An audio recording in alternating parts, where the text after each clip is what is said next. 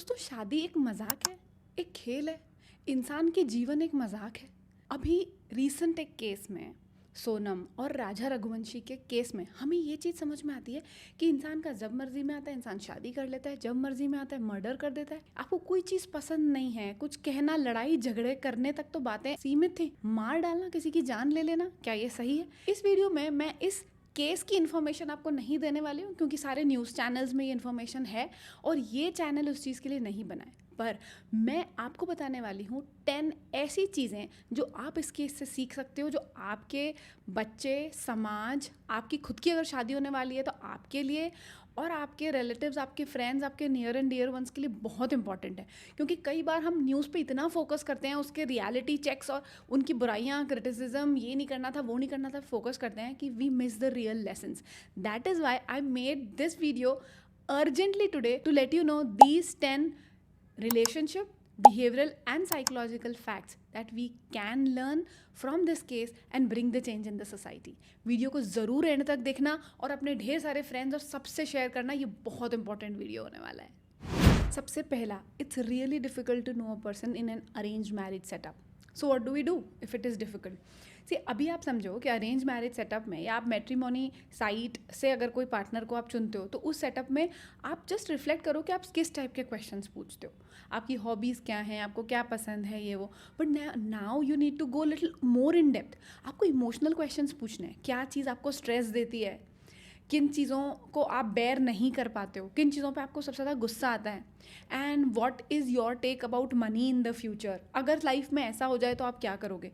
Now this seems foolish but the increasing rates of divorce in our country is also foolish. तो अगर आपको ऐसा लगेगा कि नहीं, आई साउंड सो स्टूपिड, तो मैं आपको नहीं कह रही हूँ कि डे 1 या फर्स्ट मीटिंग में आप ये बात करो। But if it is an arrange marriage setup or specifically if it this comes from a matrimonial site or a newspaper or something like that, तो आपको इन डेप्थ जाना बहुत ज़रूरी है। हम सिर्फ पार्टनर्स को मिलने की जगह आप अपने पार्टनर के ओल्ड फ्रेंड्स के साथ उनसे मिलो, उनके कजिन्स के साथ उनसे मिलो। क्या होता है कि कभी कोई इंसान जो आपसे पहली बार मिल रहा है या आपका मैरिज प्रॉस्पेक्ट है तो आपके साथ अच्छा ही रहेगा, बट उन लोगों के सामने जो उसके पुराने लोग हैं उनके सामने वो अपने रियल सेल्फ में आता है, वहाँ वो एक्ट नहीं करता है, तब आपको रियल नेचर के बारे में पता चलेगा। और जो कॉन्वर्सेशंस को थोड़ा सा और समय दें, जैसे बहुत सी बार पेरेंट्स ये बोलते हैं ना कि ठीक है, इंसान को आप रियल तो शादी के बाद जानते हो, but with the rise of these cases, इस टाइप के जो केसेस हैं, तो हमें चीज़ों को समझना बहुत ज़रूरी है, उनको पास्ट को समझना बहुत ज़रूरी है। और अब हम ये भी समझते हैं कि इंसान की मेंटल पैटर्न्स और कंडीशनिंग्स, बहुत सारी चीज़ें होती हैं। सो अब हमको क्या करना है कि अब हमको इंट्रोस्पेक्शन में 2-3 स्टेप फर्दर जाना है and specifically we should go deeper in an emotional and behavioural level friend, rather कि हम बहुत ही फिजिकल लेवल पे ये क्या पसंद है, खाने में क्या पसंद है, ये सारे बेसिक से हट के हमको थोड़ा सा और इन डेप्थ जाना है। How do you see life, what do you like, and you need to be little vigilant. अब हम लोग बहुत सी बार विजिलेंट नहीं होते हैं, बहुत क्वेश्चन इसलिए शर्म के मारे नहीं पूछते हैं कि इस इंसान को कैसा लगेगा, उस इंसान को कैसा लगेगा। मगर सोचो आप कि अब जैसे इस केस में किसी का मर्डर ही हो जाता है, किसी के 1-2 महीने बाद ही डिवोर्स केस फाइल हो जाता है और बहुत सारा एलिमनी मांगने लगता है इंसान, तो उस केस में इंसान क्या करेगा? So you need to go an extra mile in knowing a person if it comes from a matrimonial site or an arrange marriage setup. Second, lack of emotional intelligence. Just imagine कि ऐसे case में आप अगर इस तरीके के निर्णय ले लेते हो तो आपके इमोशनल लेवल और इमोशनल इंटेलिजेंस का क्या लेवल होता होगा।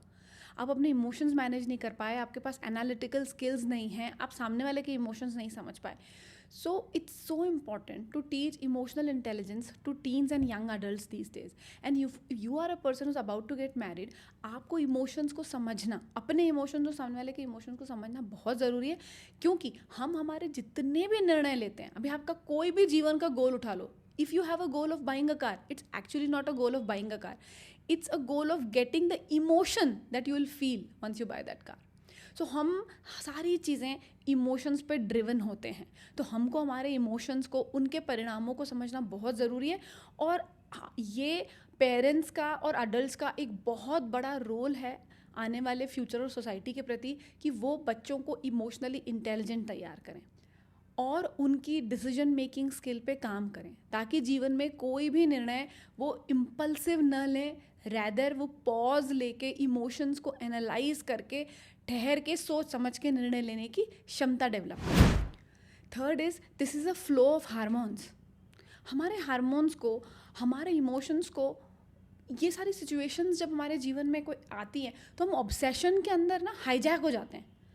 और जब आप फॉर एग्जाम्पल कि अगर मान लीजिए आपका एक्स्ट्रा मैरिटल अफेयर है तो क्यों है, उसके बहुत सारे कारण होंगे और आप बहुत ही कन्विंसिंग कारण लेके बैठे होंगे, but it's all about the feelings and the hormones that you are feeling in the body.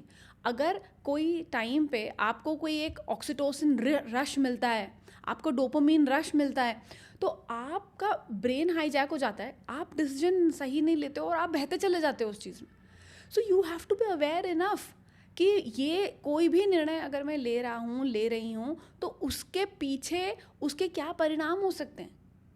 और आप अगर आपको कभी भी ये रियलाइज़ होता है कि आप एक बहुत ऑब्सेशन फील कर रहे हो, या आपको ऐसा लगता है कि आपके घर परिवार के कोई लोग हैं जो आपको बहुत ही ज़्यादा ऑब्सेस्ड लगते हैं किसी चीज़ के लिए, so there you need to pause and reflect on it कि ऐसा तो नहीं कि इनके बॉडी के बायोकेमिस्ट्री कंपल्सिवली फोर्स कर रही है इस चीज़ को करने में। कोई बहुत ही ज़्यादा इम्पल्सिव हो जाना, बहुत ज़्यादा रिजिड हो जाना, बहुत ज़्यादा रिबेलियस हो जाना, ये बहुत नॉर्मल नहीं है। एंड स्पेसिफिकली किन चीज़ों के लिए, तो अगर आप प्री मैरिज भी अपने फियांसे से या अपने होने वाले प्रोस्पेक्टिव पार्टनर से बात करते हैं, so you need to understand कि how are they managing intense emotions. क्या उनके अंदर इम्पल्सिवनेस है, क्या वो एकदम से रोते हैं, एकदम से गुस्सा करते हैं, एकदम से ट्रिगर होते हैं। सो अगर कोई भी इंसान एकदम से एक हाई ऑफ इमोशन में जा रहा है तो उसका हार्मोनल इम्बैलेंसिंग उसको अंडरस्टैंड नहीं हो रहा है, उसको नहीं समझ में आ रहा है उसके reactions, and this need to be worked upon. Fourth, killing somebody is not easy. This is a very very big decision. Killing, अपने आप को और किसी और को मारना, एक ये बहुत बहुत बहुत बड़ी बात है दोस्तों। थोड़ी देर के लिए ठहर के सोचो कि आपके मेरे जैसे दिखने वाला आम इंसान, नॉर्मल इंसान, जिसके परिवार वाले भी इस बात को यकीन करने को तैयार नहीं है कि वो इंसान ऐसा चीज़ कर सकता है, तो वो कितना पॉइज्ड या किस तरीके का एक सोसाइटी के सामने रहता है। इसका मतलब है कि हमारी आउटर और इनर सेल्फ में कितना अंतर है, और आउटर और इनर सेल्फ का जो मिसमैच है वो हमारे परिवार वालों को, हमारे दोस्तों तक को पता नहीं चलता। We just need to work upon our inner self. आपको अपने अंदर की सेल्फ के सेटिस्फैक्शन पे काम करना है, क्योंकि ये जो चीज़ें हैं, अगर कोई इस तरीके का बिहेवियर करता है तो it is not coming all of a sudden. It is lot of rage, resentment, anger, loneliness, बहुत सारी ऐसे इमोशंस बिल्टअप होते हैं, तब जाके इंसान इस तरीके के निर्णय ले सकता है। इमीडिएटली अगर उसकी लाइफ में कोई आया, उसने उसको खूब इन्फ्लुएंस कर दिया, वो प्यार में ऑब्सेस हो गया, उसको पैसे की लालच आ गई, ये सारी चीज़ ना प्रेजेंट मोमेंट सिनेरियो हैं। But just imagine a weak इंसान inside. So families and society need to work on building strong individuals with strong value system. आप obsession में जा रहे हो कि value system में जा रहे हो? So it is the difference between what is impulsive thing that I want and what is my value system. So you need to develop very strong value system कि इंसान इन निर्णयों के पहले कुछ सोचे. And with the rise of social media, drugs, drinking, smoking, we're normalizing clubbing and everything. यहाँ पे इन चीज़ों की वजह से हमारा वैल्यू सिस्टम बहुत ज़्यादा डिटोरिएट हो रहा है। हम कूल लगने के चक्कर में ज़्यादा हैं रादर देन सही होने के चक्कर में। So you need to teach yourself and the coming generation कि being righteous, being ethical person is far better, और हमारी सोसाइटी उस चीज़ को एक्सेप्ट नहीं करती है। आई हैव सीन कि I have few of my clients जो बहुत ही एथिकल और वैल्यू सिस्टम पे हैं, दे लाइक कि नहीं, will not do one night stands और हम ऐसे चीज़ें नहीं करेंगे, but their friends are laughing on them, they are uncool. और सोसाइटी के फिट इन होने के चक्कर में ये छोटी छोटी चीज़ों से शुरुआत होती है और फिर ये इतनी बड़ी चीज़ का रूप ले लेती है। Fifth, emergency SOS features and location sharing. See friends, I am not saying कि हम सबके साथ इतना घिनौना या इतना बुरा कुछ हो जाएगा, but there can be small instances as well, so we need to be prepared about it. और हमारे सबके फ़ोन के अंदर बिल्ट इन SOS फीचर्स है। आईफोन अगर आप यूज़र हो, अगर आपके साइड बटन को आप 5 टाइम्स प्रेस करोगे तो SOS फीचर ऑन हो जाएगा, and it calls your emergency contacts और आपकी लोकेशन शेयर करता है। एंड्रॉयड के अंदर भी ये फीचर है कि अगर आप पावर बटन को 3 से 5 बार दबाओगे तो ये SOS अलर्ट कर देगा। तो इन फीचर्स को क्या हमने ऑन करके रखा है, क्या हम इनको यूज़ करते हैं? And be it a girl or a boy whatsoever, you must have emergency things at your disposal. ऐसे कोई चोरी करने के लिए आपके पास आ जाता है, फ़ोन छीनने के लिए, क्या आपके पास पेपर स्प्रे है? क्या आप इस चीज़ के लिए प्रिपेयर्ड हो? कि इनफैक्ट क्या आपके फ़ोन में emergency numbers, location sharing, tracking, ये सारे फीचर्स ऑन हैं? ये बहुत आसान होता है ये करना। हाँ, इस केस से अगर आप कंपेयर करो तो शायद ऐसा हुआ था कि सोनम ने अपने हस्बैंड का फ़ोन ही तोड़ दिया था and something like that, she was prepared. But हम ये नहीं कह रहे कि एक्सट्रीम केसेस हमारे पास आएंगे, बट हम बहुत सारे बार ये प्राइवेसी और जो हमारे सेफ्टी फीचर्स हमारे पास फ़ोन में हैं उनको हम इग्नोर करते हैं, and we should not do it. Seventh, our family culture should be such that you have open communication. Trust me, आजकल बहुत सारे टीनेजर बच्चे हैं या बहुत सारे अर्ली कपल्स हैं जो अपने फैमिली के साथ चीज़ें शेयर नहीं करते because they don't understand. Generation gap है, एवरीथिंग है, वी अंडरस्टैंड, बट इतना हमें इग्नोरेंट नहीं हो जाना है हमारे फैमिली से, हमारे बच्चों से, कि इस तरीके की बहुत बड़ी बड़ी चीज़ें हमसे छुपें और इतना बड़ा स्टेप कोई उठा ले। So if you also feel lonely that my family doesn't understand, I am not saying कि आप कुछ ऐसा करोगे आपके साथ ऐसा होगा, but we need to be, और हमको यहाँ सीख रहे हैं ना हम, so we need to be prepared for the small incidents also. So you need to have a safe place, you need to have a safe circle where in you can go and dump your emotions and talk, चाहे वो कोई therapist, counsellor हो, चाहे आपके friends हो। But आप ये point बना लो कि ये बहुत ज़्यादा ज़रूरी है कि हम हमारे इमोशंस, हमारे चीज़ें किसी से शेयर करें, क्योंकि जब ये पाइल अप और कंपाइल होती है तब हम इम्पल्सिव निर्णय लेते हैं। 8th, now here comes the spiritual side of life, जो सबसे ज़्यादा इग्नोर्ड है। क्या आप आपके बच्चों को मेडिटेट करवा रहे हो? क्या कोई स्पिरिचुअल पाथ पे वो हैं? आई am not talking about religion, because religion और धर्म एक माध्यम है खुद से कनेक्ट होने का, बट उसमें पाखंड भी है, उसमें बहुत सारे ऐसे रिचुअल्स भी हैं जो हम बाय फोर्स बच्चों से कराते हैं। सो बच्चे वो धार्मिक रिचुअल कर लेते हैं, वो मंत्र रट लेते हैं, वो बहुत सारी चीज़ें याद कर लेते हैं, हम बहुत अर्ली एज में बच्चों को वो रटवाना चालू कर देते हैं। But are they feeling that? Are they having that compassion? अगर सोनम के अंदर वो सेंसिटिविटी, वो कंपैशन होता तो क्या उससे ये कभी निर्णय होता? याद है पुराने ज़माने में कहा जाता था भगवान से तो डरो, कम से कम ईश्वर से तो डरो, पर अब in this modern age and era भैया हमारा ईगो ईश्वर से ऊपर है। So staying grounded, having compassion, having love for nature and humanity, these are very important values to be cultivated. And in the coming generation and in you, सबसे पहले आपसे इस चीज़ की शुरुआत करो कि आपकी सेंसिटिविटी किस लेवल पे। बात करने से कुछ नहीं होता है, मगर आपके अंदर वो एम्पैथी, आपके अंदर वो कंपैशन, आपके अंदर वो वैल्यू सिस्टम है, and this comes through spiritual means. तो जहाँ हमारी सोसाइटी टेक्नोलॉजी में, ड्रग्स में और ना बहुत आगे बढ़ते चले जा रही है, वहाँ पे एक दूसरी तरफ एक स्पिरिचुअल पाथ है। We live in India, this is the land of spirituality. A lot of big saints को जन्म दिया है इस भूमि ने। यहाँ पे जो किताबें हैं, यहाँ पे जो नॉलेज है, उसके लिए दुनिया भर से लोग यहाँ आते हैं, और हम कहाँ भटके पड़े। हाँ, तो आज इस वीडियो को अगर आपने यहाँ तक देखा है तो आई वुड रिक्वेस्ट यू कि build a spiritual connection in your life. वो आपको बहुत ठहराव देगा, वो इंट्यूशन आपको लोगों को समझने की ताकत देगा, खुद को समझने की ताकत देगा। And no matter how much people laugh at this, this is the most important thing that you can teach to yourself and your coming generation. 9th and one of the things जो हमारे society में important है वो है pre marital counselling. Trust me, pre marital counselling and coaching is very very important, क्योंकि हमें ये चीज़ school colleges में नहीं सिखाई गई कि आप कैसे मैरिज में या रिलेशनशिप में चीज़ों को डील करो, इन इमोशंस को डील करो। जो आपने अपनी दुनिया में देखा है, जो अपने पेरेंट्स से सीखा है, आपको सिर्फ इतना आता है, but your partner will never be like that. और यहाँ पे ये बिल्कुल बॉलीवुड वाली फेरी टेल मैरिज नहीं होने वाली है। दैट्स द रीज़न कि इमीडिएटली क्लैश आता है और चीज़ें सब टूट के बिखर जाती हैं।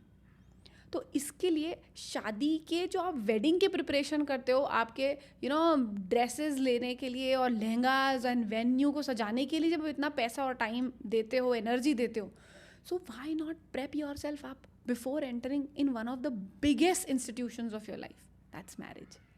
Last but not the least, that we must understand the value of life.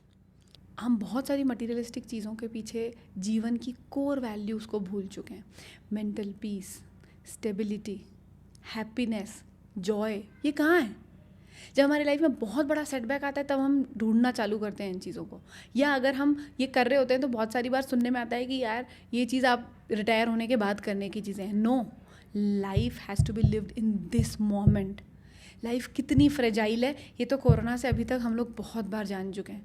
Eight a very young age people are facing heart attacks and all these things. तो हमारी जिस टाइप की लाइफस्टाइल है it is taking us nowhere. जो हमारा emotional management है it is taking us nowhere. जो हमारी ईटिंग हैबिट्स हैं it is taking us nowhere. ये सारी चीज़ें हमारी लाइफ में डिटोरिएट करा रही हैं. तो this incident makes it very sure that how important it is to work on your mental health and emotional health.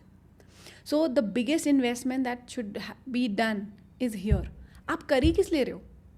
पैसा इतना ज़रूरी हो गया, इम्पल्सिव इमोशंस इतने ज़रूरी हो गए, फैमिली मायने नहीं रखी, हमारे परिवार के इमोशंस उनको क्या होगा ये मायने नहीं रखी. ये किस लेवल का बचपना है, ये किस लेवल की इमोशनल मैच्योरिटी है. अब आप समझो कि इस फास्ट पेस लाइफ में ठहराव कितना ज़्यादा ज़रूरी है. जीवन को समझना, जीवन के इम्पोर्टेंस को समझना बहुत बहुत बहुत ज़रूरी है. और इसका एक बहुत अच्छा एस्पेक्ट है नेचर के साथ कनेक्ट होना.